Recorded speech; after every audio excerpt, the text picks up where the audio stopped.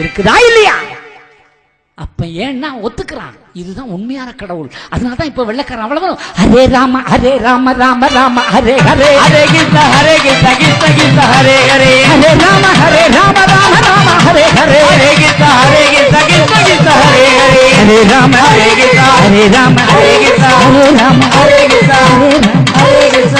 என்ன அழகா பாடிட்டு நமக்கு கூட வரல, அவன் செய்யறான். ஆமா, அப்ப அந்த நிலையை இப்பொழுது உலகம் அறிந்திருக்கிறது. ஆனா நம்ம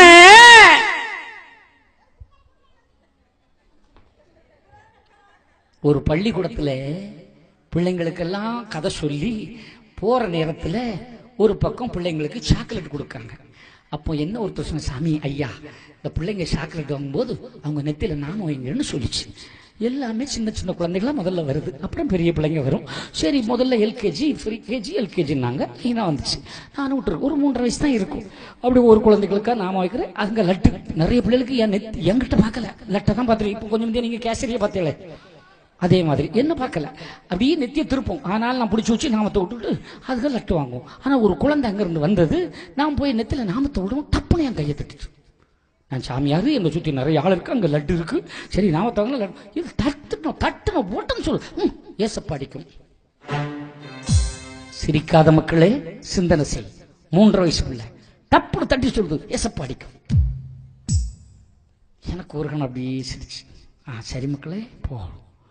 ஒரு 3.5 வயசு குழந்தைக்கு அந்த மதம் எவ்வளவு ஆணித்தரமான சிந்தனையை உருவாக்கி கொடுத்திருக்கிறது. ஆனா நம்ம ஆளு 3 இல்ல 35 வயசு, எப்பவும் நாமத்தோட தான் போவான். ஒரு நாள் பக்கத்தூர் சர்ச்சில் பார்க்கிறேன், அங்க அசனம் போடுறாங்களாம். இவன் நாமத்தை அழிச்சிட்டு பந்தில இருக்கான். மாப்பிள்ள இங்க இருக்க, சும்மா கடை கண்டிப்பா 18 கடை வெட்டிருக்கானுங்க. ஒவ்வொரு பீஸும் இவ்வளவு பெருசுல கடை 18 கடை போட்டிருக்கான். உங்ககிட்ட வந்தா ஒரே வெண்டைக்காயும் முருங்கைக்காயும் போடிய, அதான் எப்படி போடுங்க நாமத்தை அழிச்சிட்டான். இது 3 வயசு பிள்ளை ஒரு லட்டுக்கா கூட நாம வாங்கல. ஆனா நீ 35 வயசுக்காரன் ஒரு பிரியாணி கிடைத்த ஒரு அசனம் போட்டான்னு சொல்லி நாம தெளிச்சுட்டு போயிருக்கிறியே, நீ கட்டுப்பாடு உள்ளவனா? 10 நாள் ஆகல தக்கல பள்ளியில தலையோடு முடிட்டு போயிருக்கான். இல்ல இங்க இருக்கான்னு பிரியாணி பிரியாணி, அதுக்கு அவனோதான் நல்ல கைப்பக்குவமாப்ல. அப்ப பிரியாணிக்கும் சோத்துக்கும் நாமத்தை அளிக்கிற ஈனப்பயல்களை வைத்துக் கொண்டிருக்கிறோம். அதான் இதுவா வாழ்க்கை? ஆண்டவனுடைய திருவடியை பற்றி பிடிக்கிற பிள்ளைகளே, இந்துவா பிறந்த, இந்துவா வாழு, இந்துவா வாழ்ற, இந்துவா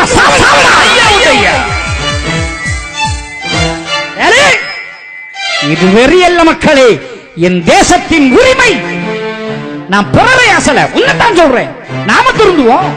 இங்க இருக்கிற கிறிஸ்தவ, இங்க இருக்கிற முஸ்லிம் என்ன அங்க இருந்தா வந்தா இல்லையே, இங்க இருக்க சொல்றேன் தானே. ஆமா, இங்க இருந்த பெருமாள் தானே அங்க போயிருக்கான். ஆமா, ஏமாறுகிறான். ஏதோ கிடைக்கும் ஏமாறுகிறான். ஒரு புத்தியாயிருந்து உள்ள என்னை கொண்டோர்க்கு ஒரு புத்தியின்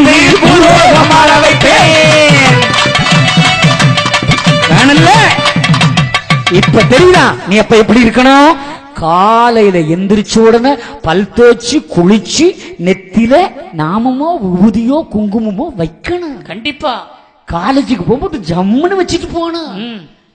அந்த பையன் பார்த்து கிண்டல் பண்ணிடுவான், நம்ம ஃப்ரெண்ட்ஸ் பார்த்து கிண்டல் அடிச்சுட்டு நீ உன் சின்னத்தை இழக்காதே.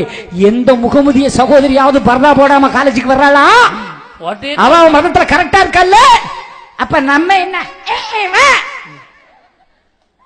நாளை இருந்து கோயில் போகும்போது அப்படி ஜம்முன்னு விபூதி நாம போட்டு போனோம். ஓகேயா? அதான் ஐயா.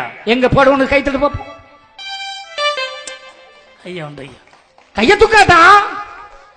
நீ இப்ப கைய தூக்கல, என்கிட்ட சத்தியமாங்க பண்ணிருக்க.